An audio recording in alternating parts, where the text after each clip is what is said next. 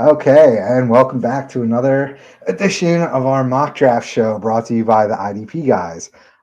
Here with Brandon and Michael, and we're going to go through a 10-team Superflex rookie mock with mixed with IDP. So, of course, no IDPs went in the first round, so we'll touch on those players when we start getting into the later rounds. It looks like our first IDP didn't go till round 3, so you have to wait until then. But for now, we will get into all the top offensive players that were taken. Guys, how's it going tonight?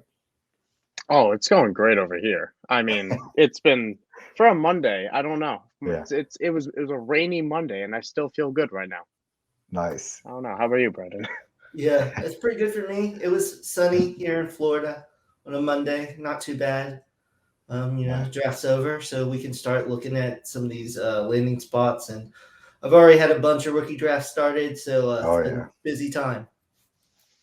yeah. I mean, this is outside of fantasy draft season. NFL draft season is like similar to kind of like Thanksgiving to me, the warm up holiday to the big one. So yeah, been just doing nothing but consuming people's opinions and doing mock drafts, and it's the second best time of the year for me, I think.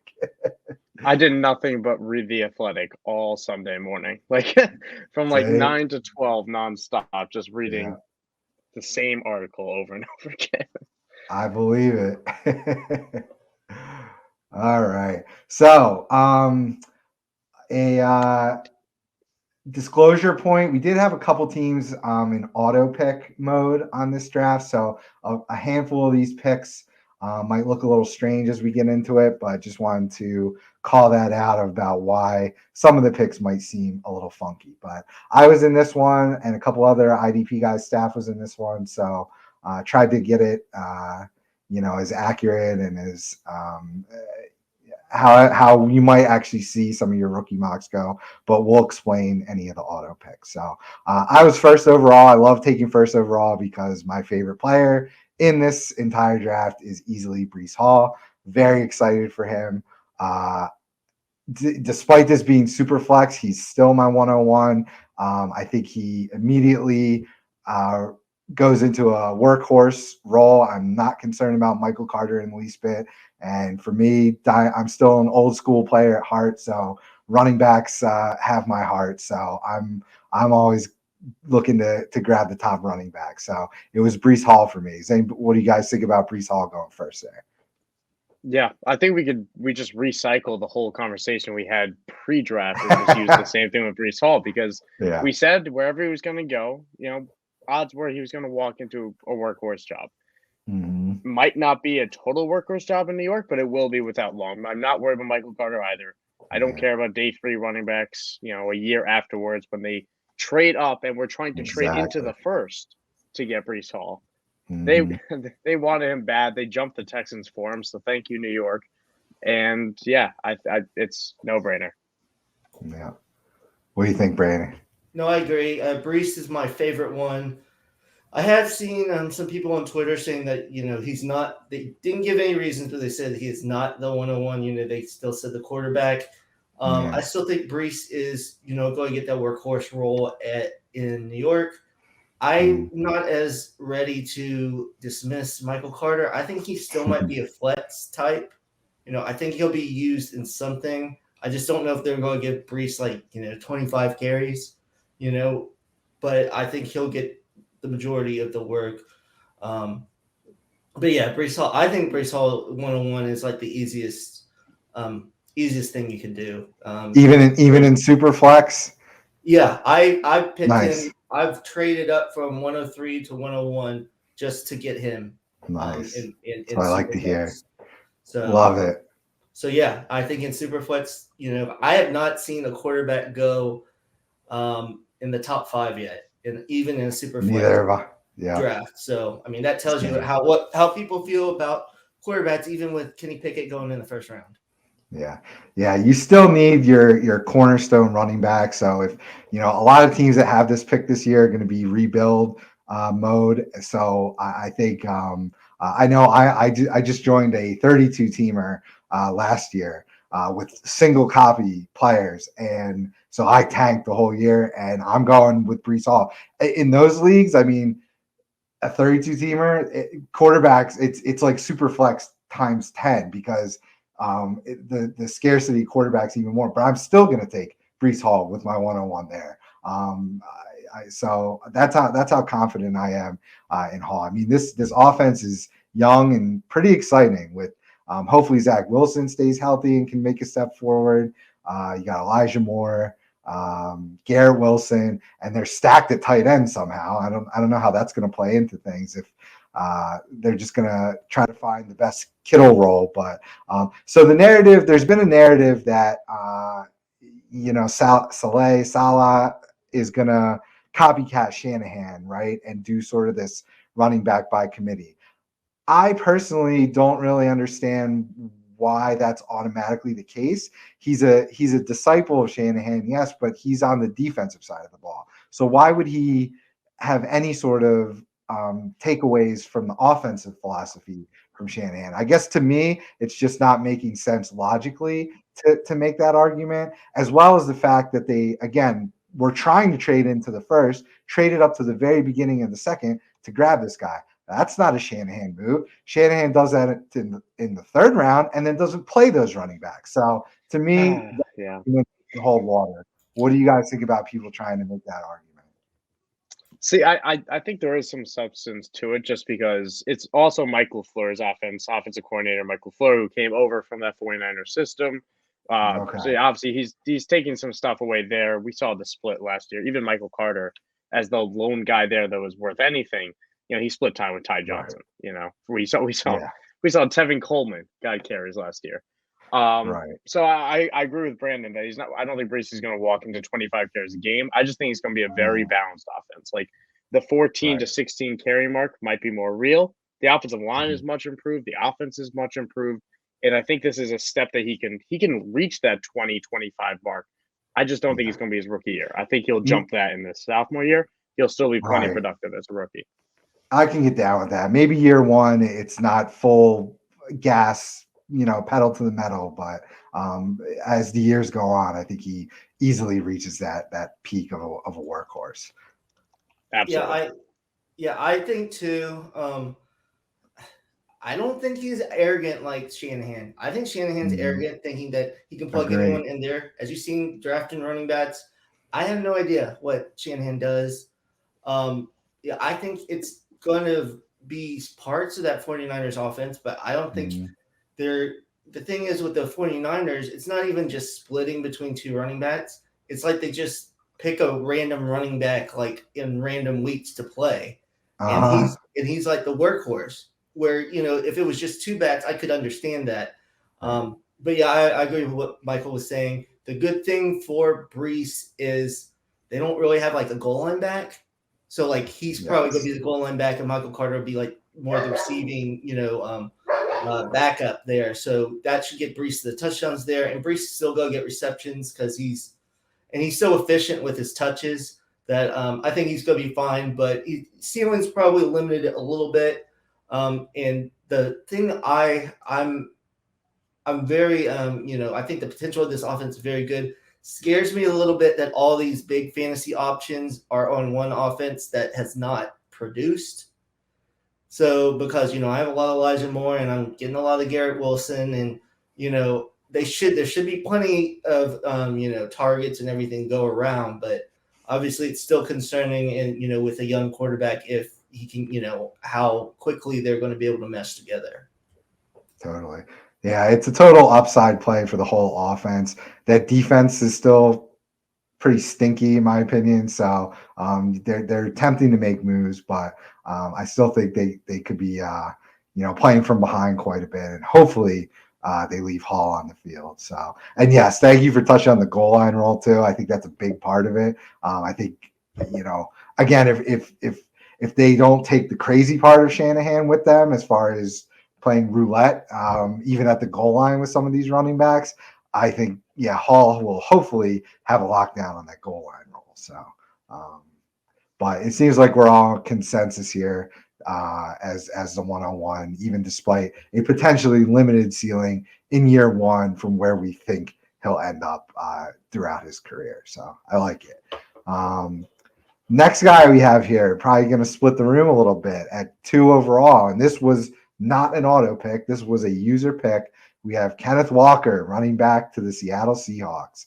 I'll let you guys start off with your thoughts on Walker.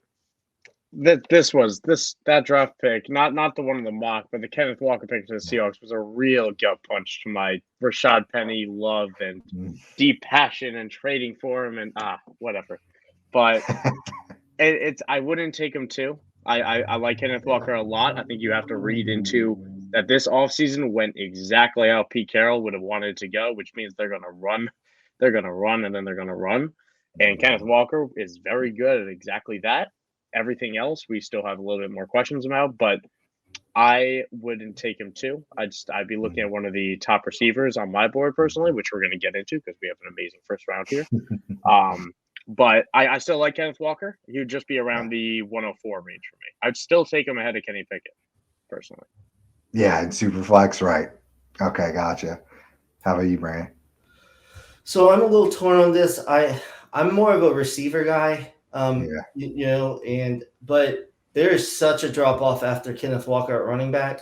So if you're at 2, and unless like you're loaded at running back, like you have like 4 really good guys, I think either 2 or 3, I think Walker should go just because I think this, as you see the wide receivers, it's probably like 7 deep that I feel comfortable with, first round wise.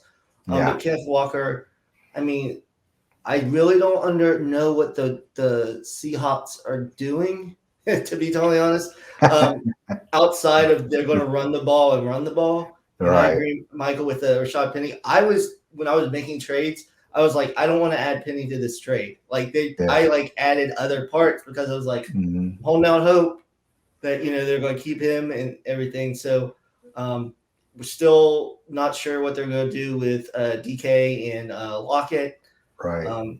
They're apparently rolling with Geno and Drew Lock. So that's another worry I have, that everyone's going to load the box and it's going to be a little harder. But, I mean, they've kind of done that before.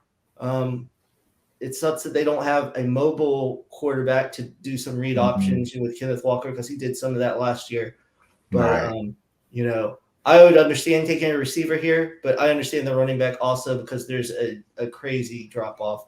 I still am undecided who the third rookie running back is right now. Yeah, totally fair.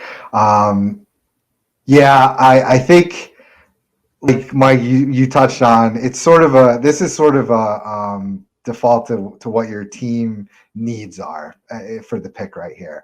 I think if you do need a running back, it's totally reasonable to take Walker here. We see this every year, right? A guy, particularly in running backs, a guy goes ham for the last third of the season. And he's a hold in Dynasty. He's an offseason acquisition target in Dynasty. He's a top pick in redraft going in that running back dead zone rounds 3 to 7. And then every year they just disappoint. I wanted to believe in Penny too, but we should have seen the writing on the wall. It's the same story every year.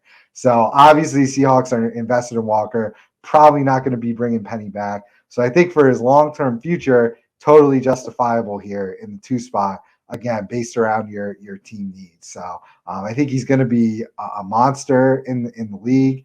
I think he could easily end up with a similar workhorse role in Seattle post year 1. I do think, it really all just depends on the makeup of your team and your needs at that position. Honestly, starting from this pick pretty much to the end of the round, trading back, it could be the smartest move. If you can acquire some of those 2023, like a second to trade back or something like that, might be a really smart move. Just because there is, question marks behind all these guys going forward here. So I don't hate it. I do think Walker's talent is worthy of this pick overall, You just have to, really dive into your roster and make the best decision for your team roster. So then that brings us to my number one ranked wide receiver, Treylon Burks at the 3. I love that pick here. Probably would have done the same thing, if not at 2, again, depending on my team needs. With the trade of A.J. Brown to Philly, go Birds. Burks steps right into a wide receiver 1 role with Tannehill still there, with Derrick Henry still there, hopefully healthy. I mean, he's obviously set up for the highest ceiling of the whole class. Am I wrong in saying that? I don't think so. I think Brees Hall might be close to it. Of But wide as for receivers. of wide receivers, absolutely. Yeah. Because Cool. that size, that yards after catch, that contested catch, there's nothing he can't do. Like, Mm. I know we both fawned over him in an earlier video that we did, so I'm trying not to repeat my own points. But I love the Tennessee spot. I think he's going to fit in perfectly. He's going to command a target share. The what's it called? The Titans knew exactly what they were doing when they traded A.J. Brown. They knew they were doing that with Treylon Burks in mind. Mm-hmm. So, combining what I thought of him as a prospect, which was wide receiver 1 as well, I would take him at the 2 spot very confidently. And I don't know if I'd call it a tier above everyone else, but it would be very close. Like, I do think he's closer to Brees Hall at the 1 than he is to Garrett Wilson, Kenneth Walker, Drake London, whatever you want to call the 3 spot. Gotcha. Yeah, I like that. I have a little bit of a counter, Let's go. I just want to say this: before the draft, Treylon Burks was my wide receiver 2. So, it's not like I don't like him. Right. I just worry because the big thing with him coming out was he's still raw as a wide receiver. Like, he needs to work on route running, a lot of the technique and stuff. And I kind of wanted him to go somewhere where there's another guy, so he didn't have to be the guy right away. Like, now in Tennessee, he has to be the guy. Like, they don't have anything. So it's kind of, I'm just worried a little bit of him.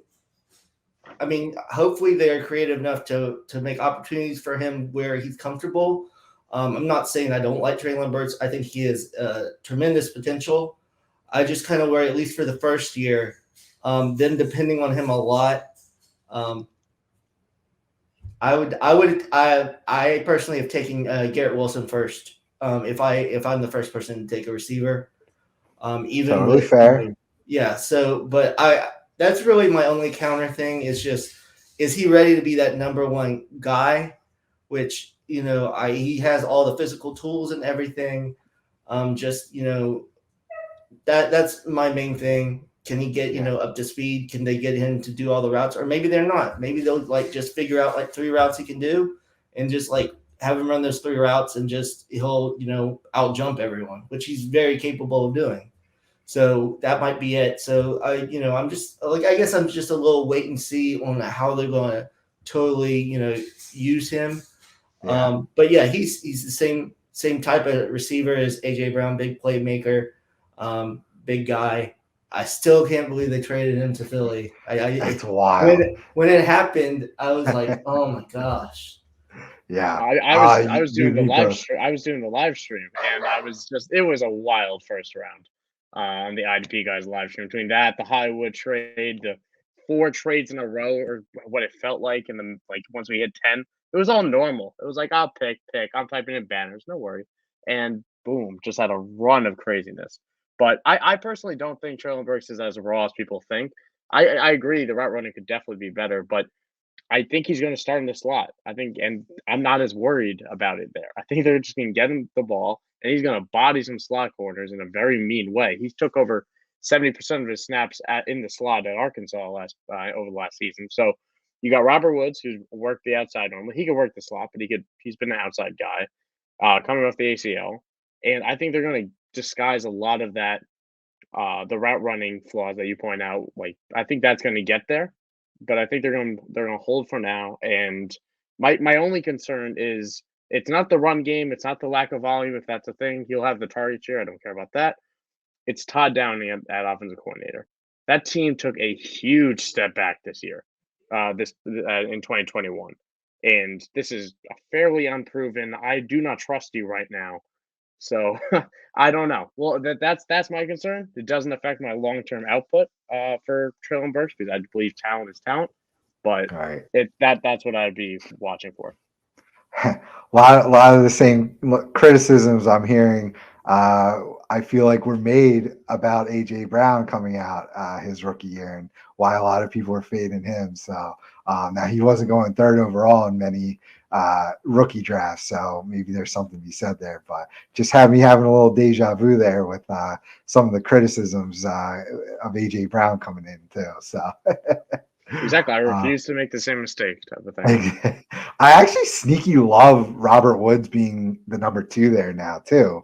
I really think that's a great pairing, and I think he can learn a lot of what some of your concerns, Brandon, were from Robert Woods and how to be a pro wide receiver and expand his game. So hopefully Woods is healthy and can help him on the field as well as off the field. So. That will bring us to the number 4 pick of Garrett Wilson, Brandon's favorite receiver. So since this is your guy, Brandon, I'll let you start. Yeah, I think he's just the best all-around receiver. I personally thought the Falcons should take him instead of Drake London. I've been very vocal on my thoughts of Drake London. So not that I think he's a bad player, but I kind of think they've got two similar receivers now in Kyle Pitts and Drake London, like kind of big body receivers. I think Garrett Wilson could have taken the place of Calvin Ridley, kind of a great route runner, very sudden in and out of breaks. But even at the Jets, I like him.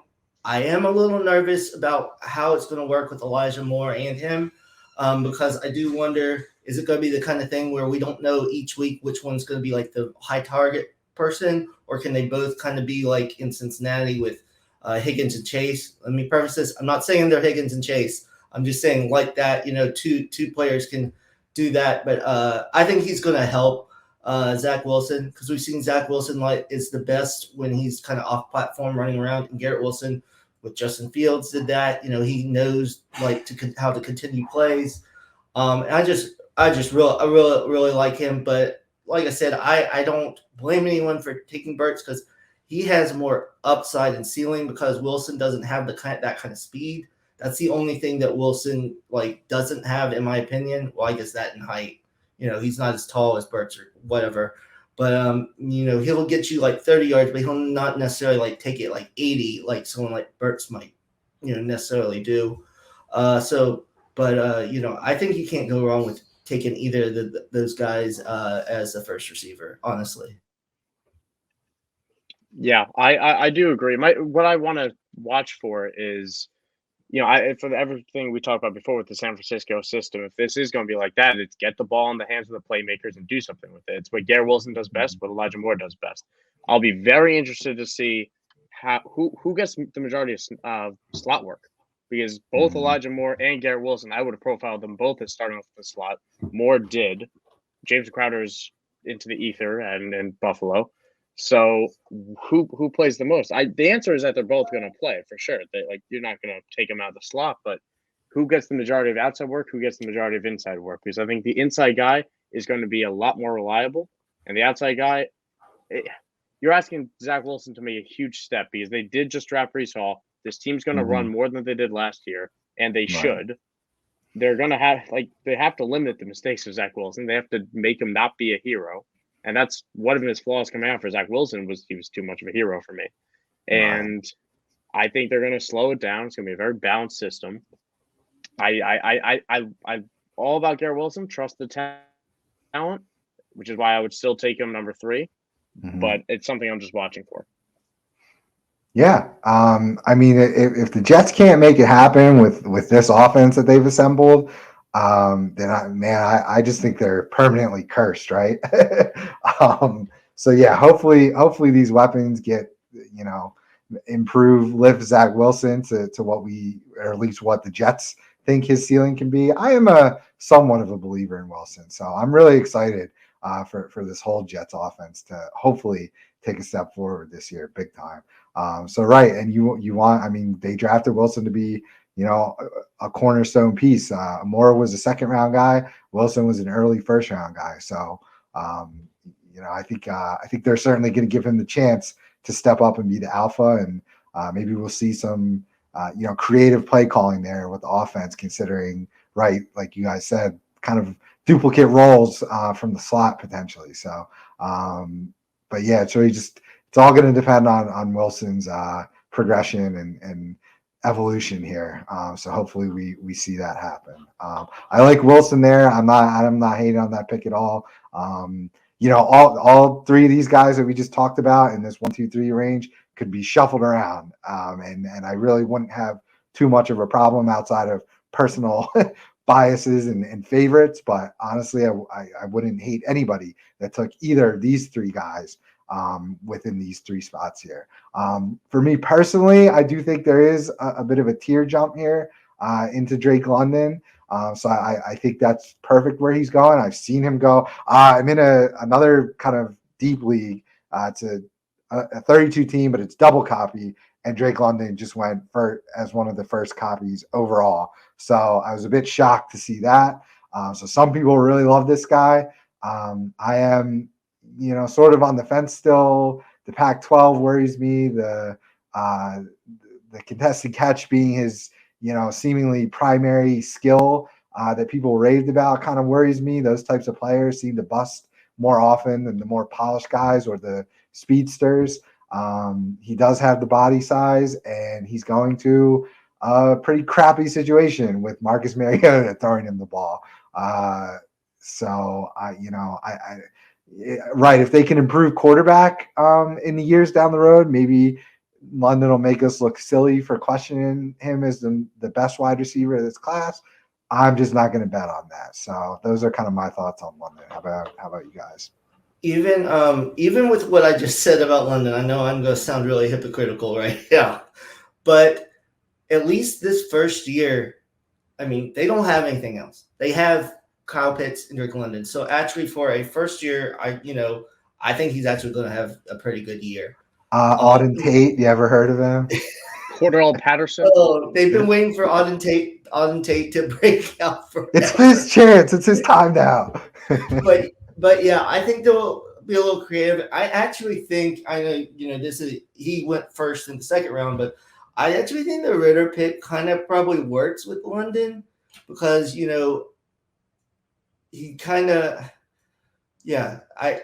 throws a little. I feel like Ritter throws shorter passes. He doesn't necessarily try to air it out all the time. So I mean, the short to intermediate routes, I think Drake London's really good.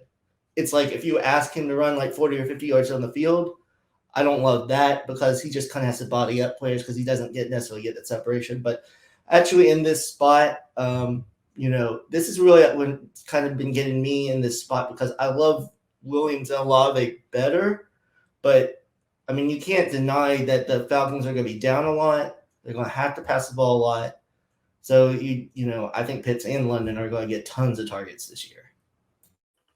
I completely agree that this is a tier jump for me, which is funny because, like you said, I have a lot of people who would take him number 2. Even I don't think I've seen number 1, thank goodness. But, I've seen him go as high as number 2, and I completely get taking him here. The historical data of taking a guy of his size inside the top 10 has hit a pretty strong amount of time. That's what I was that just is a going good to mention. metric. That draft spot, yeah. At 8 overall, it's good investment, and Calvin Ridley's not going to be there this year. The target share should be his. They should be behind. It should work out totally fine. But I am still looking long haul, and I like Jameson Williams an awful lot. I like him. I do like him more than Drake London. He also got top 15 draft capital. I would probably take Jameson Williams over him. I would give a fleeting glance at Sky Moore and hope I have the guts to pick him, but probably still take Drake London. But this is about where he should go. I would also take a look at Kenny Pickett, and as a Steeler fan, I want nothing to do with him, and it really hurts me. But it's fine. So I think that's the tier for me. This is a very fair place to put him, and I completely get taking him here because his upside is quite high. Like it. I'll let you start off on Pickett when we hit him, man. Oh, please. Yeah, so it sounds like we're all pretty much in agreement here that, due to all of the question marks again surrounding a lot of these players, nobody's going to hate on you for taking London here. It's again totally reasonable. Just again, it feels like if you could pick up some value trading back here and grabbing some of these other names that we just mentioned, maybe also not the worst move in the world. So. London's going to be one of those ultimate boomer and bust guys. He's either going to be Corey Davis or,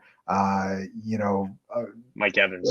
Yeah, exactly. Yeah. So, I was going to say Jamar Chase, but I didn't want to go that far. See, I saved you, and then you still sabotage yourself there, man. But well, I'm too honest to not let the people know.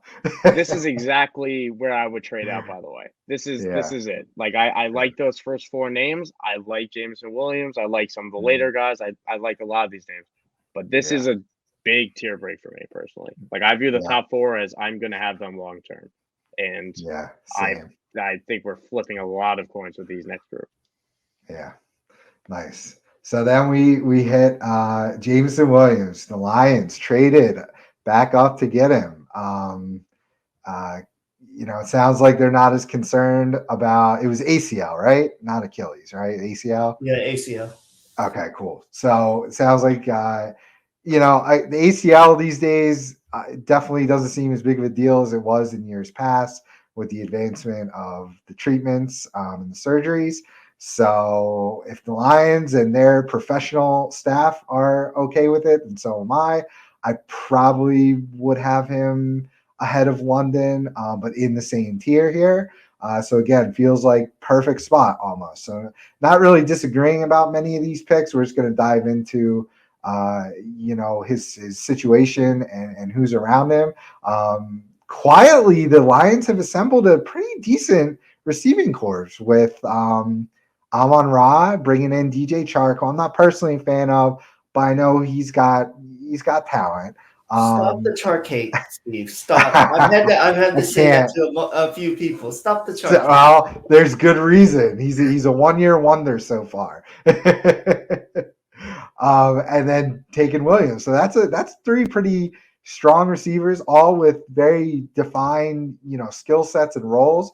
A great running back behind them, with some good backups behind them. One of the top tight ends in the league.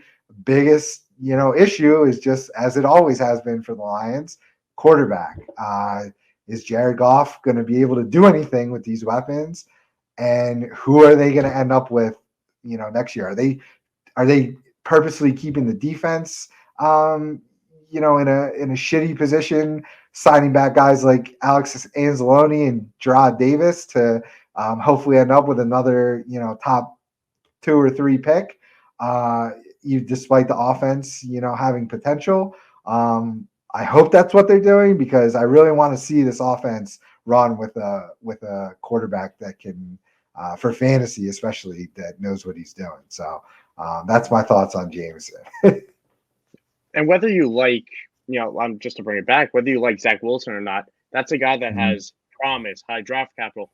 Detroit's right there. Detroit's right there with there. We have, listen, you don't have an Elijah Moore, but you have a Jameson Williams, and DJ Chark he is what he is. I don't think he's special, but I think he's a fine wide receiver. And Hawkinson's very good. DeAndre Swift's fantastic. Amon-Ra is perfectly capable. This is a good offense that is right there. And I don't think Goff is awful. I just think it's going to be a dealer's. I don't know how you're going to pick the right name on any given week. And there should be a lot of volume going around among a bunch of names because there is a lot of talent there. But I am just my big concern is. I'm blanking on what my big concern was. But I'm not big concern. Sorry. I do view the Lions in a similar scheme to the Jets that this is going to be a trap game. The Jets and the Lions are going to trap a lot of teams this season. And I think Goff is going to be slightly better than people think. And it still won't matter because he's going to get replaced next year. But this defense is improving. This offense is improving. And I think we're going to be – Dan Campbell is on the right track here. I like Jameson Williams. I would take him here in a heartbeat. And yeah, I mean, yards after catch, I'll take that guy. Mm-hmm. He's a burner. Yes, I don't have much different to say. I think Chris Olave and Jameson Williams are very close for me. Yeah, I know I'm in the minority, probably, in the community, but I have Chris Olave higher than Jameson Williams. Okay. But I like Jameson Williams a lot. Some of what you said, I just don't know if Goff can throw it deep as much as Jameson Williams. So I'm gonna be honest. I thought Cooper Kupp was just a short route guy. Mm-hmm. And it's only because Jared Goff was there. We saw with Stafford, he started going deep more, winning in those. So to me, can they get him deep? But I mean, you could throw short stuff to him. And talking with Chark, I just want to mention with my boy Chark, he did disappoint a little bit, but I mean, look at the quarterbacks that were throwing him the ball in Jacksonville. True. So I saw many times where he was beating guys by 15 yards, and the ball would either hit his feet or go over his head. I think that's a good mix with, like you said, everyone has a role. Chark can kind of be like that intermediate guy and that guy in the red zone. Jameson Williams, get him out in space. I actually think they could be pretty good even with Goff. I'm glad they didn't feel pressured to have to get the quarterback. They're building everything else around the team, and when they get that quarterback, they're going to be off and running. So I really like how they're building that team, and just a long way of saying Olave or Williams here. I don't think you can necessarily go wrong. It's kind of another preference thing. I would prefer Olave, but Williams has a lot of talent, all that speed. I could see him being like Deshaun Jackson, but able to like go over the middle more. Something like that. Yeah, I feel like I'm getting a vibe of like a Devontae Smith type rookie season production if he's able to step on the field week one. Just like he's gonna be good every 3 to 4 games for his rookie year. But even if he does, I think that's a great sign for moving forward because Devontae Smith still had a very productive rookie year, I think, especially in an offense that was sort of held back almost by the passing game and wasn't surrounded by nearly the talent. Now that's, the conundrum of how many mouths to feed. It's going to be very tough, like you said, to predict who's going to be the producer week to week. But from a dynasty standpoint, he's a smash mid-first round pick, no worries. Even if he has a slower rookie year, might not get into the end zone a whole lot. I think, don't panic and just ride it out and see who the quarterback ends up in Detroit next year. And that's the last note I'll leave it on, just because my whole point of mentioning Zach Wilson, that excitement is that they are going to find their guy next year. And they're going to still have a high pick. I don't think Williams is going to help you much this year, but he is going to be dynasty gold, whether you want him or not, whether you want to sell him or keep him, whatever. His value is going to be so much higher a year from today. Yeah, like that's a lot to me. No matter what he does, he could do nothing, and it's going to be so much higher. Big time. Yeah, and if your dynasty team stinks and you're getting Williams this year, stink again, and in Superflex, hopefully grab whoever Lions take a quarterback and stack them right up.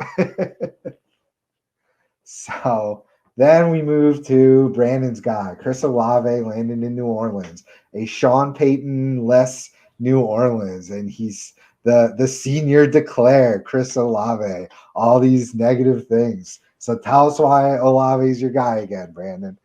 I just want to say that before the draft, one of the places I said I would love Olave to go is the Saints. I didn't think they would trade up. I thought they would stay where they were, but they traded up. I'm not sure what's going on with Michael Thomas, but Olave brings the speed there.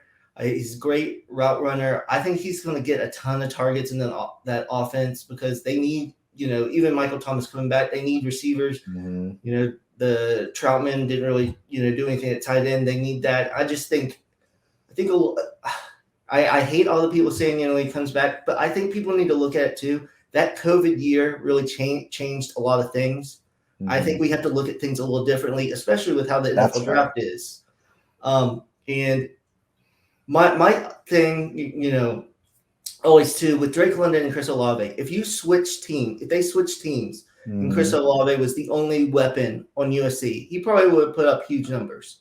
True. And Drake London wouldn't have put up as huge numbers at Ohio State because there's all those good receivers. Yeah, true. Still good players. I'm just saying, I think because he's on a loaded team, people kind of took for granted how good he really was.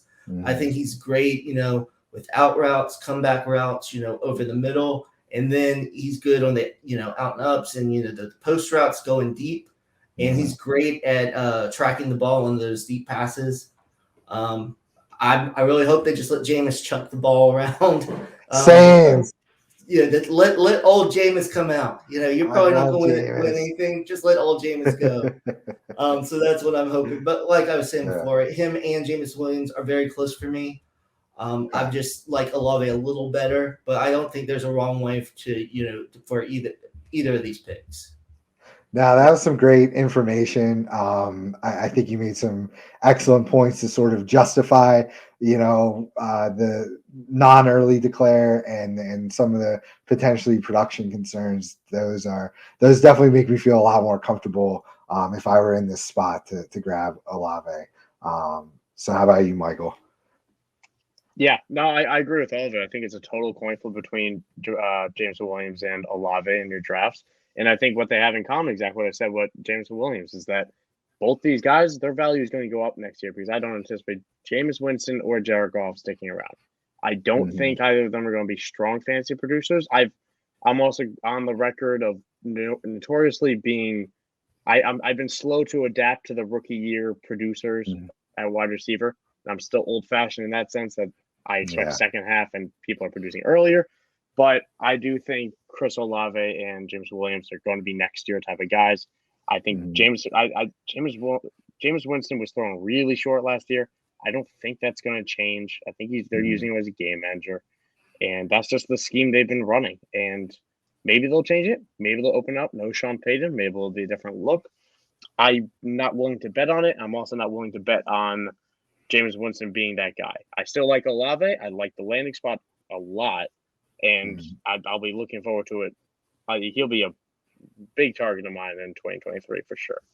And I'll be taking him this year as well, but 2023.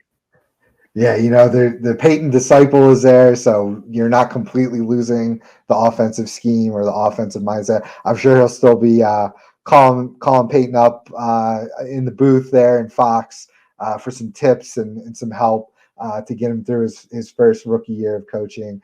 I think, and tell me if you disagree with this, but with some just general advice with this entire, especially wide receiver class, and including some of these guys that are going to be coming up here in the second round on our next show. But be comfortable taking these guys in this range, unless you can trade back and gain value for 2023, which is in all positions supposed to be a potential upgrade. But if they don't produce crazy, if they don't have record-setting years, don't panic and don't sell. And also, if they don't go crazy, buy them for the cheap after the conclusion of the season, unless some of these guys face plant and are on the field for 14, 15, 16 games and just aren't earning targets or getting yards. As long as they're earning targets and being somewhat productive, don't panic and don't sell, and potentially buy from people who might be panicking and might be selling. Because I could kind of see that happening with this class, is that none of them go crazy and they all sort of have a Devonta Smith type ho-hum year, 800-900 yards, 4 or 5 touchdowns. Some people are expecting these record-setting Jamar Chase, Justin Jefferson type years, and they might scoff at a year-end, stat line like that. I would say if they can achieve that level, then they're strongholds and strong buys for me from other managers who might, be disappointed with those seasons and looking to sell and looking for the next best thing. So that would be some dynasty advice on my part. Do you guys, agree, disagree with a philosophy like that? Yeah, I completely agree with it. You trust the process in a way, And Right. the expectations have been set way too high of late because of Yes. stellar performances. Like, I'm not, for the record, I'm not a Terrace Marshall guy whatsoever. But that was Right. a second-round pick a year ago in an open depth chart that nobody cares about right now. And again, Yeah. I don't like him, so I'm not the one buying him. But if you were a Terrace Marshall truther last Right. year, you could send a fourth and get it for him because he didn't Yeah. do anything. And Yeah. that wasn't even the Devonta Smith where, you know, he put up 700 yards and people are like, all right, you know. Right. I think Devonta Smith might even be a buy right now. I don't think Hurts is the guy, so I'm still Yeah. uneasy about paying the price for him. But yeah, I completely agree. Justin Jefferson and Jamar Chase have blown expectations out of the water, and we're going to be struggling for that for the next couple of years, honestly. Yeah. Yeah. Just trying to get people to think longer term and not panic if, you know, if these guys don't hit, you know, record setting years. So, all right. So I know you wanted to get into your boy, Kenny Pickett, Michael. So what is your beef with Pickett? He You stinks. guys don't understand how much I've been trying to enjoy this pick. This is supposed to be the Steelers' new franchise guy, kid out of Pitt. It's supposed to Right. be the next big thing, and I'm supposed to be excited, and I can't, especially after watching Malik Wallace go in the round 3 and watching Yeah. Sam Howell go in day 3. All this, but that's aside. I'm worried about Mhm. Kenny Pickett's hands. I know it's a not popular thing to say, but I don't care that, you know, his hands are small.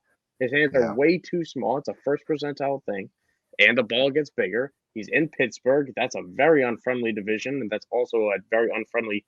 I'm going to say the weather, even though he was just at Pitt, because again, the Right. ball gets bigger. He had fumble issues. He has an Mhm. average arm. I see a ceiling of like Eli Manning, and Okay. that's not like that's okay, Right. you know. And if you get Eli Manning, well worth the 108. That's a long-time starter. He's a QB2. He's a plug-in Superflex for sure. But Right. I just don't know what the upside is for Kenny Pickett. It's- And he's landed in this great spot, but I don't know. I can't talk myself into it, neither as a fan nor a fantasy player. Yeah. That's way too rational of a take, sir.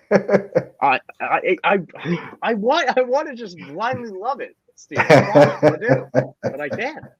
I'm trying. Yeah, I'll say about Pickett, I had him as my third QB, and he had to grow on me a lot, but just because I worry that he had this great, you know, senior year and those years before. Yeah, the years before he was average at best. But I said if he went somewhere, you know, to start, or, you know, they picked him in the first round, he needed to go somewhere where they had weapons, where like he didn't have to carry the offense. And the Steelers have that, especially now that they got George Pickens. Also, they have all the receivers around him. So really, he just has to get it to them. Like, he doesn't have to, like, you know, be like Aaron Rodgers and carry this team. So, and I would assume, I don't have any information to back this up, but I think Eli Manning had a couple, you know, probably quarterback 1 year. So if you have a quarterback 2, think like, you know, top 16 guy, but gets you a couple, you know, top 10, top 12.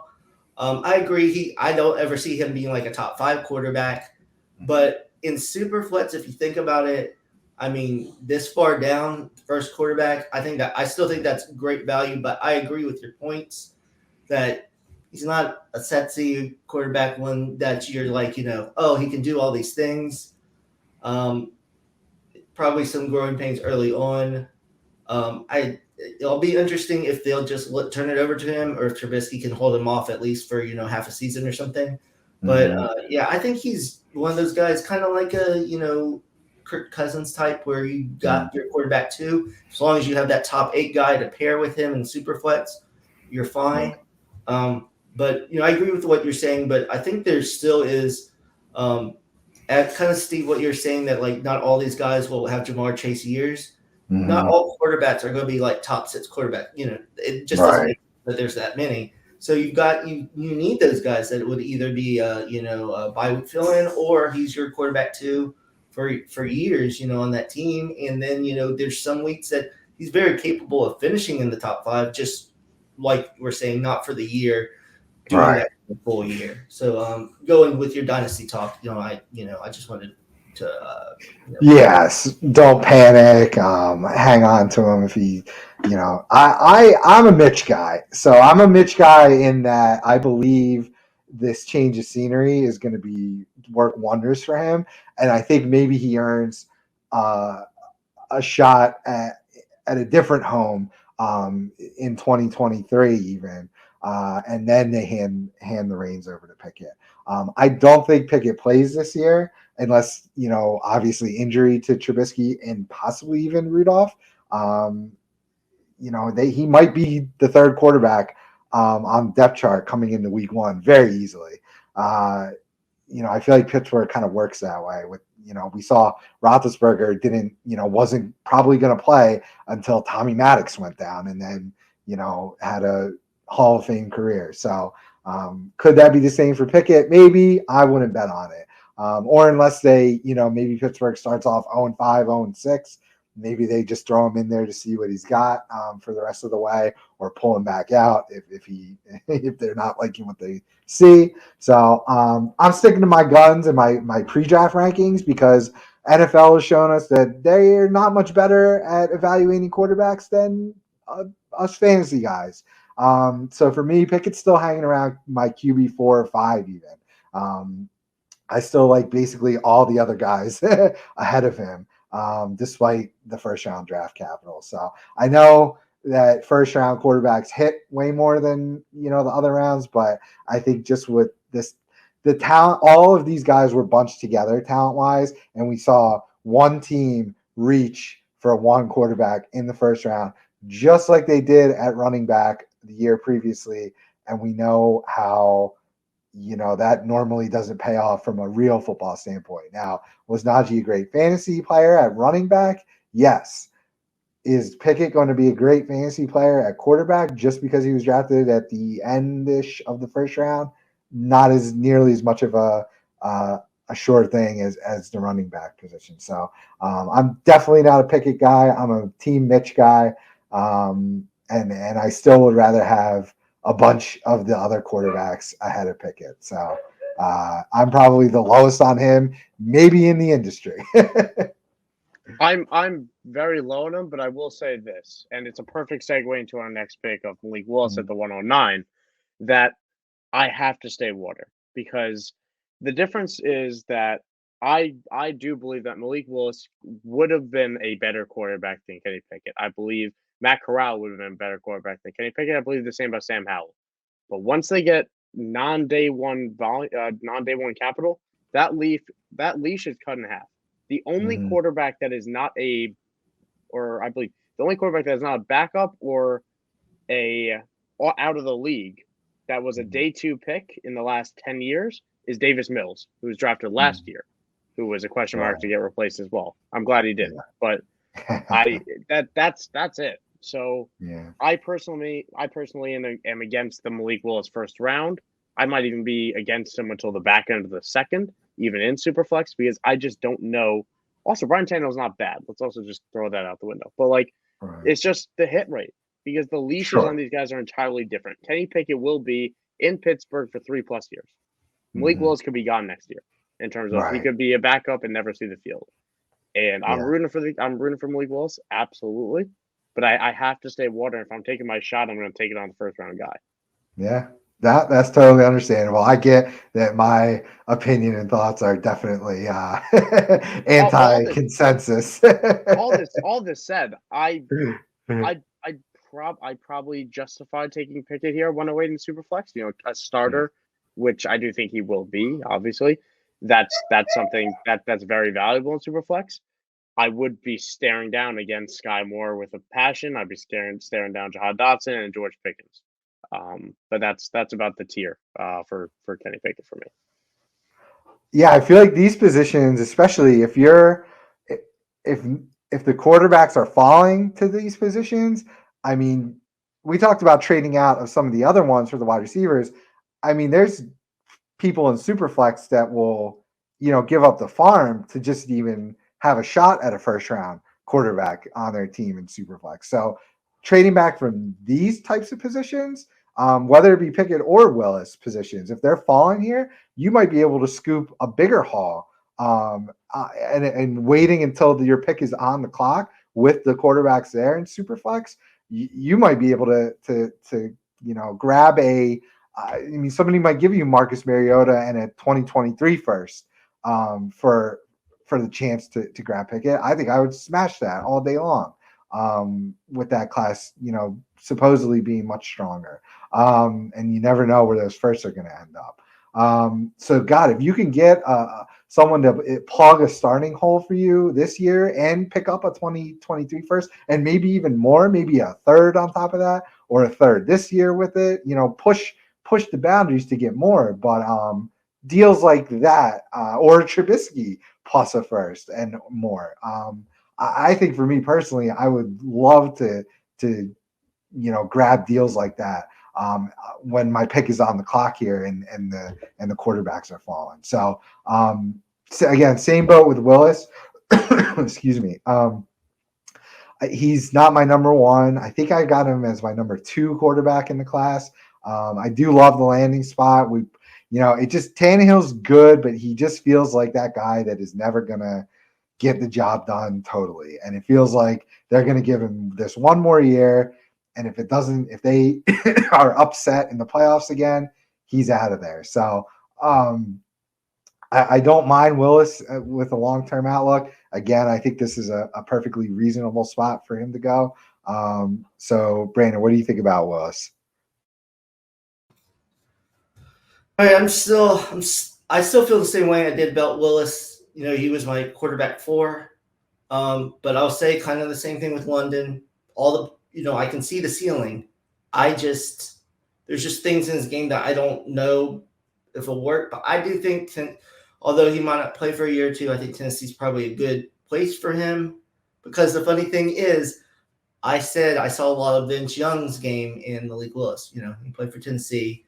I think he can be better. For one, I don't think he's going to spend $32,000 a night at the Cheesecake Factory like Vince Young did and become, bankrupt. I think Shots fired. Outside of Pickett, since he went first round, all of them I would take a chance on at some point in the second round because it's still super flex. I think in the second round, I'd take any of them, Mm-hmm. Might be a difference in preference. I'd probably take Corral first of those because I rated him the highest. But, nice. I could totally understand taking like Willis, where Ritter went first and the second. I could understand taking Willis saying, it's a second round pick. We don't know if it's going to hit or not. And there's all that potential. So I understand that. So that's kind of where I'm with Willis. He's not necessarily high for me, but I get why people would take him higher because of that potential. I would not take him in the first round, though. I wouldn't take any of the quarterbacks that dropped into day 2 in the first round. Totally fair. Yep. There's a very real world that outside of Kenny Pickett, none of these guys see the field. Like of them to see the field, Matt Corral is the best chance given Sam Darnold. Yeah. I don't even know if it's his job to lose. Matt Corral could walk in and be the week 1 starter. You wouldn't shock me. So if I'm honestly going to take a shot on one of them, it probably is Corral in the second round. But there's a world that none of those guys start. And I'm not in love with them as prospects to begin with. And I really needed that draft capital to confirm it. It didn't. I'm going to side with the NFL on this one for the first time ever. Excellent. All right. Well, our last pick, we'll cut it short because unfortunately that was an auto pick from our guy Clinton. He was caught off guard with the starting time and the timer for the pick. So we'll give him a pass. That was a sleeper ADP pick from pre-draft settings. Do not take Isaiah Spiller in the first round of your rookie drafts. We can give you that solid advice. I think we would all be in agreement on that, would we not? Definitely. Okay. Oh yeah, I'd be curious. Do we each want to throw out just one name? We don't even have to break it down because all these names are going to get to. But who would you guys have taken at the 110? Well, so since I had the very next pick of the 2-1, I took Ritter. So that would be my guy, and we'll dive into him on the next episode. But that's probably who I would have gone at the last pick there. I'm still deciding between Sky Moore and George Pickens. I'm going to flesh that out before my first rookie draft on Friday. So for now, I'm I'm going to say Sky Moore. I'm going to say Sky Moore for now. Love it. If anyone follows me on Twitter or any of my chat, any of the group chats, whatever, big Jahan Dotson guy, so he would have been here. And let me just say, it's criminal that he went at 2-8 here. Oh yeah. I would gladly take Dotson into the first round. Excellent. So there we go. Plug in one of Ritter, Sky Moore, or Jahan Dotson there for the 110, and we will dive into that on the next episode. Thanks again, you guys, for your time here. I know we hit an hour again, but I think we're really bringing some quality opinions and quality information. So once again, brought to you by the IDP Guys, idpguys.org. All of our Twitter handles are here on our little StreamYard name. So give us all a follow and chop it up. And if you have any questions, anybody watching, we are going to revisit this board shortly here. So if you have questions, hit us up on Twitter or leave comments on the YouTube. So thanks again, everybody, for watching. You guys want to sign off? For sure. Yeah. Thank you, everyone, for stopping by. You can follow me at Michael__Sicoli, 2 underscores. I was slow. And yeah, a lot of tweets coming after this NFL draft. Yeah, and I was glad to join Brandon Hay. You can find me at HeyB3, and also on the IDP Guys YouTube channel. Look out for my podcast Decoding Debbie to come up. There should be something coming out this week about the draft. That's right. I wanted to mention you had a whole episode dedicated to Pickett, right? Yes. On Decoding Debbie. So if you guys want to go back and just check out the pre NFL draft profile of Kenny Pickett. Brandon dove deep into the film on that for you guys. So check it out, and we appreciate everyone checking us out. So see you next time for round 2.